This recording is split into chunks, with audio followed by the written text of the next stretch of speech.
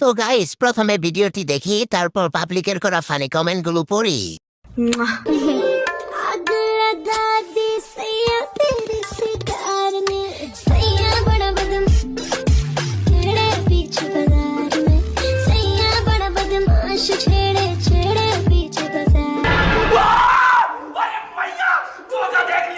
तो चलिए शुरू करते हैं। বিশ্বাস করেন ভাই, ভিডিওটা দেখে এক লাভ দিয়ে খাড়ের নিচে ঢুকে গেছে।